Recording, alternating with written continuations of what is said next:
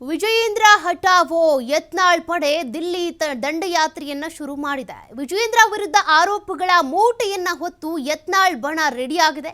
ಇವತ್ತು rebel team ಏನಿದೆ ದೆಹಲಿಯತ್ತ ಪ್ರಯಾಣ ಬೆಳೆಸ್ತಾ ಇದೆ. 3-4 ದಿನ ಅಲ್ಲೇ ಇರ್ತಾರಂತೆ. ಬಟ್ ಹೋಗ್ತಾ ಇರೋದು ಯಾಕೆ? ವಿಜಯೇಂದ್ರ ಅವರ ವಿರುದ್ಧ ಅಸಮಾಧಾನ ಇದೆ. ಹೀಗಾಗಿ ಅವರ ವಿರುದ್ಧ ಆರೋಪಗಳ ಮೂಟೆಯನ್ನೇ ಹೊತ್ಕೊಂಡು ಹೋಗ್ತಿದ್ದಾರೆ.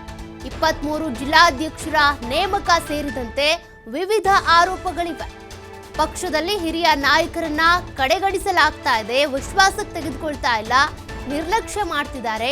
ಪಕ್ಷ ಸಂಘಟನೆಯಲ್ಲಿ ಏಕಪಕ್ಷೀಯ ನಿರ್ಧಾರವನ್ನ ತೆಗೆದುಕೊಳ್ತಾರೆ. ಪಕ್ಷದ ಇತರೆ ನಾಯಕರ ವಿರುದ್ಧ ಕತ್ತಿ ಮಸೀತಿದ್ದಾರೆ. ಯಾವ ನಾಯಕರನ್ನು ಕೂಡ ತಮ್ಮ ವಿಶ್ವಾಸಕ್ಕೆ ತೆಗೆದುಕೊಳ್ತಾ ಇಲ್ಲ ವಿಜಯೇಂದ್ರ. ಕೂಡಲೇ ಬಿಜೆಪಿ ರಾಜ್ಯಾಧ್ಯಕ್ಷರನ್ನ ಬದಲಾವಣೆ ಮಾಡಬೇಕು. 10ಕ್ಕೂ ಹೆಚ್ಚು ದೂರುಗಳ ಪಟ್ಟಿ ತಯಾರಿಸಿಕೊಂಡು ದಿಲ್ಲಿ ಫ್ಲೈಟ್ ಹತ್ತೋದಕ್ಕೆ ಸಜ್ಜಾಗಿದ್ದಾರೆ ರೆಬಲ್ ತಂಡ.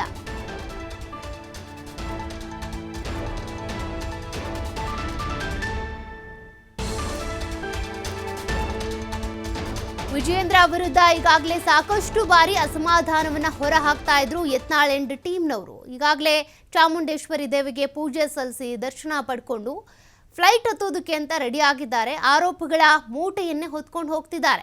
ಏಕಪಕ್ಷೀಯವಾಗಿ ನಿರ್ಧಾರ ತೆಗೆದುಕೊಳ್ತಾರೆ. ಸರ್ವಾಧಿಕಾರಿ ಧೋರಣೆಯನ್ನ ತೋರಿಸ್ತಿದ್ದಾರೆ ವಿಜಯೇಂದ್ರ. ಯಾವ ಹಿರಿಯ ಶಾಸಕರನ್ನಾಗ್ಲಿ, ಮಾಜಿ ಶಾಸಕರನ್ನಾಗ್ಲಿ, ನಾಯಕರನ್ನ ವಿಶ್ವಾಸಕ್ಕೆ ತೆಗೆದುಕೊಳ್ಳುವಂತ ಪ್ರಯತ್ನನ ವಿಜಯೇಂದ್ರ ಅವರು ಮಾಡ್ತಾ ಇಲ್ಲ. ಇಂಥ ಅಸಮರ್ಥರಿಗೆ ನೀವು ಹೇಗೆ ರಾಜ್ಯಾಧ್ಯಕ್ಷ ಸ್ಥಾನವನ್ನ ಕೊಡ್ತೀರಿ? ಆದಷ್ಟು ಬೇಗ ಬದಲಾವಣೆ ಆಗಬೇಕು ಅನ್ನೋದು ರೆಬಲ್ ಟೀಮ್ ಕಡೆಯಿಂದ ಆಗ್ರಹ.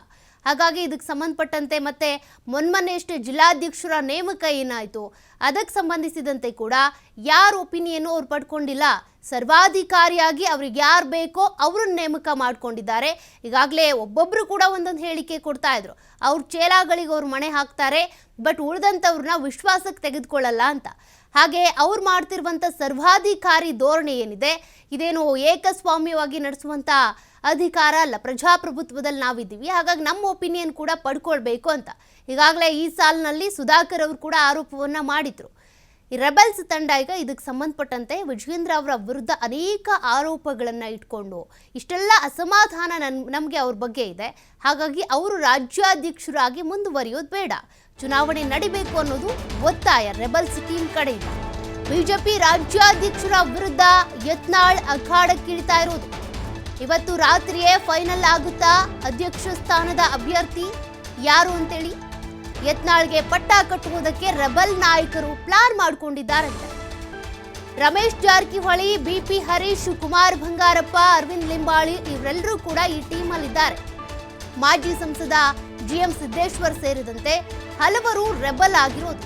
ಹಾಗಾಗಿ ಬಿಜೆಪಿ ರಾಜ್ಯಾಧ್ಯಕ್ಷರ ವಿರುದ್ಧ ಈಗ ಯತ್ನಾಳ್ ಟೀಮ್ ಏನಿದೆ ಕಣಕ್ಕಿಳಿದಿದೆ. ಬಟ್ ಅಭ್ಯರ್ಥಿ ಅಂತ ಬಂದಾಗ ರೆಬಲ್ ಟೀಮ್ನಲ್ಲಿ ಯಾರು? ಯತ್ನಾಳ್ ಅವರೇ ಅಭ್ಯರ್ಥಿ ಆಗ್ತಾರಾ? ಆ ಅಭ್ಯರ್ಥಿಯ ಆಯ್ಕೆ ಕೂಡ ಇವತ್ತು ಫೈನಲ್ ಆಗೋದಿದೆ. ವಿಜಯೇಂದ್ರ ಅವರ ವಿರುದ್ಧ ತೊಡೆ ತಟ್ಟೋದು ಯಾರು ಅಂತ ಈಗಾಗಲೇ ರೆಬಲ್ ಟೀಮ್ನಲ್ಲಿ ರಮೇಶ್ ಜಾರಕಿಹೊಳಿ ಇದ್ದಾರೆ, ಕುಮಾರ್ ಬಂಗಾರಪ್ಪ ಇದ್ದಾರೆ, ಅರವಿಂದ್ ಲಿಂಬಾವಳಿ ಇದ್ದಾರೆ, BP ಹರೀಶ್ ಇದ್ದಾರೆ, ಸಿದ್ದೇಶ್ವರ್ ಇದ್ದಾರೆ. ಬಟ್ ಅದರಲ್ಲಿ ಯತ್ನಾಳ್ ಅವರನ್ನೇ ಕಣಕ್ಕಿಳಿಸಬೇಕು ಅನ್ನೋದು ಇವರ ಅಭಿಪ್ರಾಯ. ಬಟ್ ಕಣಕ್ಕಿಳಿಸಿದ್ರು ಕೂಡ ಸದಸ್ಯರ ಬಲಾಬಲವನ್ನ ನೋಡ್ಕೊಳ್ಬೇಕಲ್ಲ.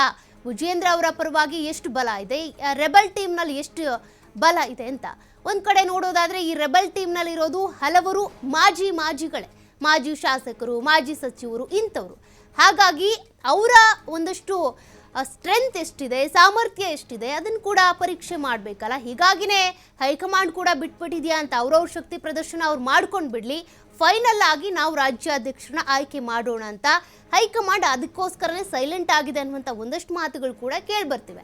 ಈಗ ಇವತ್ತು ದೆಹಲಿ ಕಡೆ ರೆಬಲ್ ಟೀಮ್ ಹೊರಟಿರೋದ್ರಿಂದ ಸಾಕಷ್ಟು ಆರೋಪಗಳು, ಸಾಕಷ್ಟು ಅಸಮಾಧಾನ, ಭಿನ್ನಾಭಿಪ್ರಾಯ, ಜೊತೆಗೆ ಸರ್ವಾಧಿಕಾರಿ ಧೋರಣೆಯನ್ನ ವಿಜಯೇಂದ್ರ ಅವರು ಬದಲಾಯಿಸ್ಕೊಳ್ಳೇಬೇಕು, ರಾಜ್ಯಾಧ್ಯಕ್ಷ ಸ್ಥಾನಕ್ಕೆ ಬೇರೊಬ್ರು ಬೇಕೇ ಬೇಕು ಅನ್ನೋದು ರೆಬಲ್ಸ್ ಟೀಮ್ನ ಪಟ್ಟು. ಹಾಗಾಗಿ ಇದಕ್ಕೆ ಸಂಬಂಧಪಟ್ಟಂತೆ ಇವತ್ತೇನು ದೆಹಲಿಗೆ ಹೋಗ್ತಾ ಇದ್ದಾರೆ JP ನಡ್ಡಾ ಇರ್ಬೋದು, ಅದೇ ರೀತಿಯಾಗಿ ವರಿಷ್ಠರನ್ನ ಭೇಟಿ ಆಗ್ತಾರೆ. ಒಂದು ದಿನ ಅಲ್ಲ, 3-4 ದಿನ ಕೂಡ ಅಲ್ಲೇ ಬಿಡ್ತಾರಂತೆ. ಅಂದರೆ ಒಂದು ಕ್ಲಾರಿಟಿ ಬೇಕು. ನೀವು ರಾಜ್ಯಾಧ್ಯಕ್ಷರ ಬದಲಾವಣೆ ಮಾಡ್ತಿರೋ ಇಲ್ವೋ, ಅಥವಾ ಅವರನ್ನೇ ಮುಂದುವರಿಸ್ತೀರಿ ಅಂದರೆ ನಮಗೆ ಅಸಮಾಧಾನ ಇದ್ದೇ ಇದೆ, ನಾವು ಅದನ್ನು ಒಪ್ಕೊಳ್ಳೋದಿಲ್ಲ ಅನ್ನೋದು ರೆಬಲ್ಸ್ ಟೀಮ್ನ ಒಂದಷ್ಟು ಆಗ್ರಹ. ಹಾಗಾಗಿ ಇದಕ್ಕೆ ಸಂಬಂಧಪಟ್ಟಂತೆ ಈಗ ವಿಜಯೇಂದ್ರ ಅವರು ಯಾವ ರೀತಿ ಪ್ಲಾನ್ ಮಾಡ್ಕೊಳ್ತಾರೆ, ಯಾವ ರೀತಿ ಇದೆಲ್ಲದನ್ನು ಸರಿ ಮಾಡ್ತಾರೆ. ಅವ್ರು ಪದೇ ಪದೇ ಹೇಳೋ ಪ್ರಕಾರ ನಾನು ಅದಕ್ಕೆಲ್ಲ ತಲೆ ಕೆಡಿಸ್ಕೊಳ್ಳಲ್ಲ, ವಿಶ್ವಾಸಕ್ಕೆ ತೆಗೆದುಕೊಳ್ಳೋ ಪ್ರಯತ್ನ ಮಾಡಿದೆ, ಅವ್ರು ಬಂದಿಲ್ಲ ಅಂತ. ಪದಾಧಿಕಾರಿಗಳ ನೇಮಕ ಮಾಡ್ತೀನಿ ಅಂತ ಹೇಳ್ತಿದ್ರು 50-50. ಅದರಲ್ಲಿ ರೆಬಲ್ಸ್ ಟೀಮ್ ಅವರು ಇರಬೇಕು, ಎಲ್ಲರೂ ಇರಬೇಕು, ಅದ್ರ ಮೂಲಕ ಒಂದಷ್ಟು ಶಮನ ಮಾಡುವಂಥ ಪ್ರಯತ್ನ ಮಾಡ್ತೀನಿ ಅಂತ. ಬಟ್ ಈಗ ಜಿಲ್ಲಾಧ್ಯಕ್ಷರ ನೇಮಕದ ಸಂದರ್ಭದಲ್ಲಿ ಮತ್ತಷ್ಟು ಅಸಮಾಧಾನ ಸ್ಫೋಟವಾಗ್ಬಿಟ್ಟಿದೆ. ಹೀಗಾಗಿ ರೆಬಲ್ಸ್ ಟೀಮ್ನಲ್ಲಿರುವಂಥ ಸದಸ್ಯರ ಸಂಖ್ಯೆ ಮತ್ತಷ್ಟು ಏರಿಕೆ ಆಗುವಂಥ ಸಾಧ್ಯತೆ ಕೂಡ ಇದೆ. ಶ್ರೀರಾಮುಲು ಅವರ ಪರವಾಗೂ ಕೂಡ ವಿಜಯೇಂದ್ರ ಅವರು ನಿಲ್ಲಿಲ್ಲ. ಬೇರೆಯವರು ನಿಂತರು, ಆರ್ ಅಶೋಕ್ ಇರ್ಬೋದು, ಸಿ.ಟಿ. ರವಿ ಇರ್ಬೋದು, ಬಟ್ ವಿಜಯೇಂದ್ರ ನಿಲ್ಲಿಲ್ಲ. ಹಾಗಾಗಿ ಇಷ್ಟೆಲ್ಲ ಅಸಮಾಧಾನದ ಮೂಟೆಯೇ ಇವತ್ತು ದೆಹಲಿಯತ್ತ ಹೋಗಲಿದೆ.